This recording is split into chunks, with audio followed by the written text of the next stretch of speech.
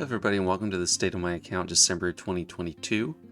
There's a lot of Galaxy of Heroes YouTubers that I miss that don't do it anymore. And one of them was Dylar's Twilight Tactics, and he'd kind of go in once in a while and just go around his account just casually, and he called it the state of his account. So I hope I'm not stealing that term, but it just sounded good to me, and that's what I want to go over. As right now I'm at 9.33 million GP. It's always kind of crazy to me what people are at right now. I never thought this would happen or just get this high. Let me go a little over here. There we go. As you can see right now, my favorites are kind of bare bones. I'm not really farming much else other than Jabba, and the crap characters that I have left, I am just going to the journey guide to look at them. As you can see, I don't have any extra gear I could put on right now, but they're all at gear 10 or 11. Some of my main bottlenecks right now that I'm waiting to fix are like this Mark 5 thermal detonators. They're pretty cheap. Actually, this is something I would buy with crystals when I need it, because it's only $7.50 to get the whole 50. And when they double, I don't know if it'll be like you get 100 for $7.50 or it'll just be half price. I forget. But I'm waiting until they do that gear doubling to do this, because there's no need to hurry on like Mob Enforcer and like any of these guys. I mean, Arsing is kind of a hole in my roster, so to speak, and that's just because she's a Cantina farm, and I don't know. I have never felt a glaring need for her, or I just never wanted to go out of my way to get her, which is pretty close, and that's with not actively farming her. We had her as bonus drops one time. She was a calendar, so she's getting kind of close like that. But these guys are coming along pretty good. You know, I'm actually pretty pleased with their progress. I started farming them as soon as they became available on nodes, doing double refreshes, so or like one refresh, so like 10 sims. I just do the normal sim, and then the 25 crystal refresh. And obviously Lando's had more time, but Leia kind of caught up to him almost. So I got 37 out of 85. 34 out of 85, and double drops helped a lot with this. Chrysanthemum I delayed for a while, even though he was Cantina. I could have finished him pretty fast. I was getting a bunch of other relics on. Before I started farming for Jabba, I was working on the Inquisitors. So let's go to them, and I finished them. So that felt great. The last ones that I got done were 7th Sister and 8th Brother. So I'm actually able to do the Inquisitor feats in Conquest. Not the ones that need Great Inquisitor, obviously, but I'm actually going for the 40 wins with Inquisitors now, because I have them all at Relic 5, and I can just put them on auto on one of the Datacron nodes, and it's pretty easy. I'll probably put the Zeta on 8th Brother at some point, but unlike a lot of people that have just tons of Zetas hoarded up, look at my great stock. I got one mat. And overall I have, I think, either 201 or 202 Zeta mats applied across my whole roster. So I have a lot. It's just there's always one that I need to do, and as soon as I get a Zeta mat, or 20 Zetas, then I pretty much put them on someone right away. But yeah, it's hard to look through the top of someone's roster. I mean, for me, most rosters look largely the same when I'm facing them in GAC. In the top like 1,000 or so, everyone's got at least the 6 First Galactic Legends, or they have Jabba. So when I'm looking and scouting, I'm basically trying to see, okay, do they have Jabba? Do they not have Jabba? Do they have Grand Inquisitor? And stuff like that. But everyone's stuff looks so similar. It's General Skywalker, Commander Luke, Darth Vader, Admiral Piet, Maul, Radis, Malgus. I mean, people's Malgus is very... I took him to R9 because he's a tank. I think he was worth it. But I don't have many R9s, and I'll show you like kind of a more sorted version to show what my R9s are, what my R8s are, stuff like that. But let me look at the bottom of my roster to show where I have weaknesses. So I don't have the new characters. I haven't been bothered to activate them yet. I activated Hondo for some reason, I guess. Pretty excited that he is so easy to farm. 8 energy in Cantina is awesome. With a glaring hole in my roster is Vandor Chewy. I have him at 2 stars because this account was not around for that marquee. Someday I'll get him, but I've been able to use dash in other places, so I haven't really desired to get him so bad. And he's like a normal energy farm. I really should have farmed him already, but I've just been lazy and I don't care right now. There's always so much other priority for gear and such, but I don't know, just haven't got around to it. Most of the other stuff here is crap. If I don't have Vandor Chewy, I don't care about developing in Han. Crap. I'm not really interested in her Omicron, even though it is GIC. I'd have to see a lot more evidence of it performing well for me to go out of my way to get that. What else? Okay. L337 is probably the biggest hole in my roster, I'd say, from a standpoint of staples that you should have, and it's just because she's Cantina. I mean, I will eventually work on her, but Cantina is just, I've used every bit of energy for either requirements coming out of Cantina or relic mats that I just haven't got around to it. But she's like one of the only pre-taunting light side tanks, and that's very valuable, so I do wish I had her. Kira, I mean, can do without her. Don't miss her. Yeah, nothing here important. K2SO, so for Rogue One, the Radis team, excuse me, you want a tank, and I had scared for the Rebel Pathfinder at like Relic 4 or something, just for his ship. So I just took him to Relic 5 to use on that team, instead of just taking K2SO from nothing.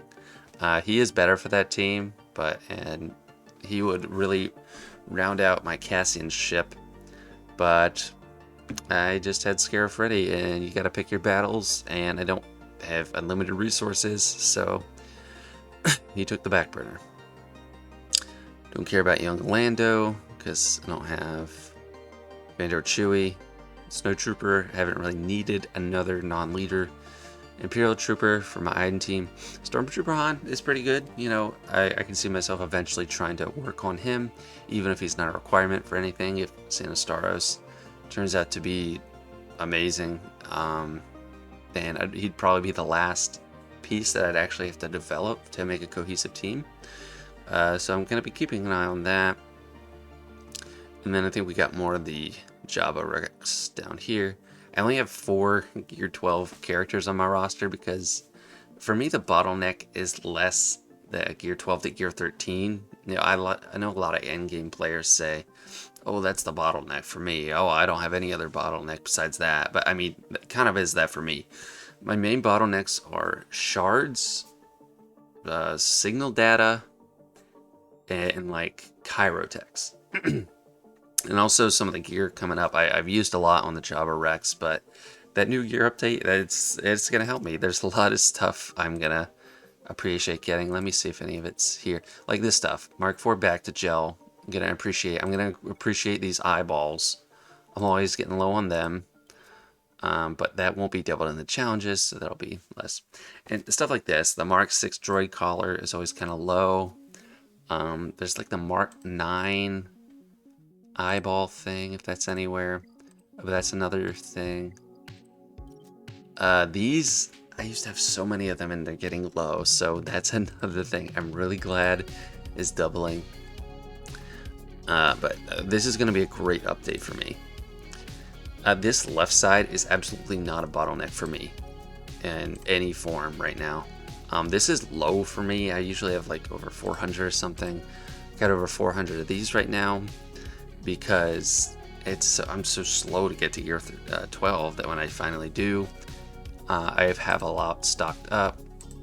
And like some of these second pieces, it's just, I have so many of this, whatever it is. It's just Mark 12 security scanner, and I always just have to work on like the first piece, and I farm that with fleet energy. But this piece should get doubled, and that's going to help for Gear 12 plus. It definitely is. This is a bottleneck. I have this piece. I need more, but I have some. and it's absolutely going to help out. This isn't a bottleneck for me. I kind of have a feeling that Relic 10 is going to make you scrap these. I just have the sinking feeling of that, because where else are they going to go? Like, they already make you scrap everything else. And yeah, this one, got a decent amount there. This one, it used to be kind of a bottleneck. I've never really kind of floored out on it, but it is something I could run out of at some point.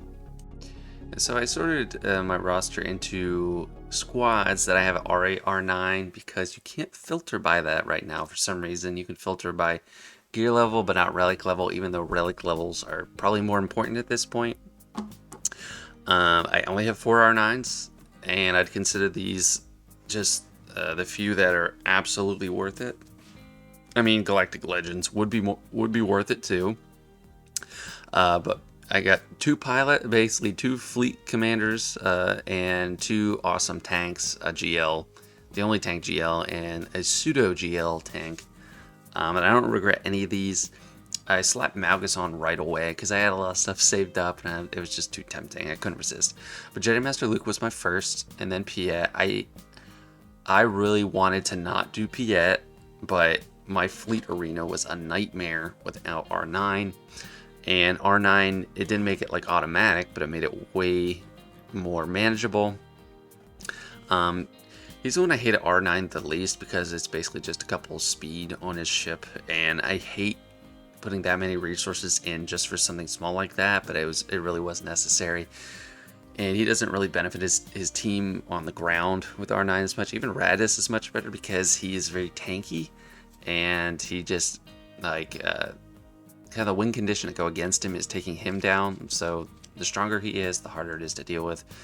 And when I was developing him, I was just putting new mods on him and slicing them on him, and they kept rolling amazing speed, and I ended up with like a really fast Radis, and I was like, okay, you can keep those. I'm not going to move them to other people, and it's kind of worked out for me. I have a pretty almost neck and neck split between health and protection, which is nice in the Datacron set 5, because when I boost him, I give him a little bit of health, a little bit of protection, a little bit of tenacity on there, and he becomes pretty beefy. Malgus I actually don't mod for straight health. I mean, he's got health sets, but I give him a lot of protection too. I mean, obviously, there's a lot of health there, 77,000. It's almost half. But I gave him a lot of protection too, because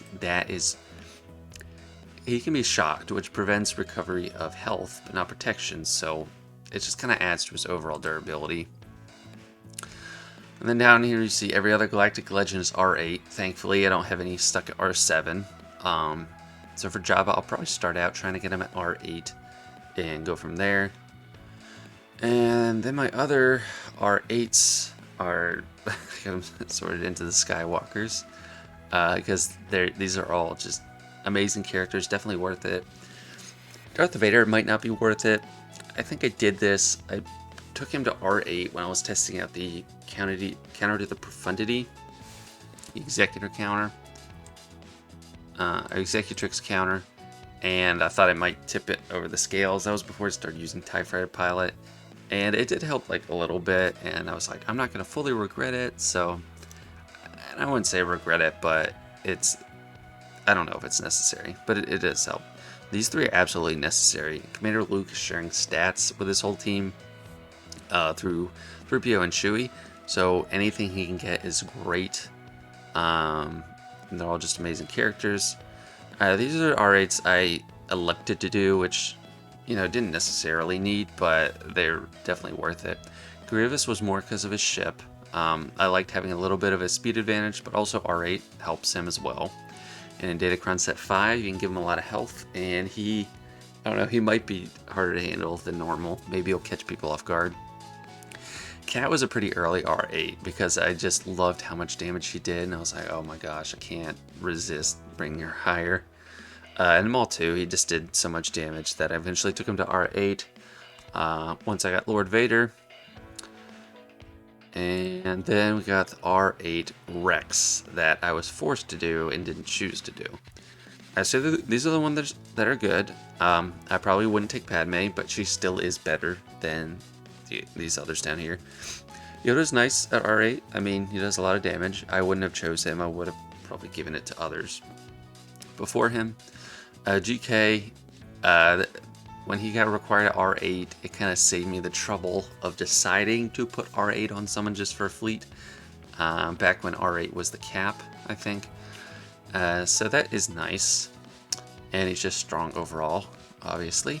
Then Han Solo, it's pretty nice. I mean, he gets a lot out of R8. He gets tons of damage. Got a few percent crit damage. He got like 4.5%, I think, to go to R8. And yeah, he doesn't really need more critical chance, but all the damage adds up. His critical chance seems like, I mean, it's over 100%. It's like almost exactly 100% even without any boost. But you want it 100% because you gain turn meter equal to his critical chance, so it's basically like a bonus turn on that special. So these I don't hate. I do hate these. I thought maybe this would make them more useful overall, but it didn't. I wish I didn't have to have these at R8. And these are the squads that I either want R8 eventually or R7. That most of them are R5 at least. I took a long time and tried to get everything I use in JC to R5.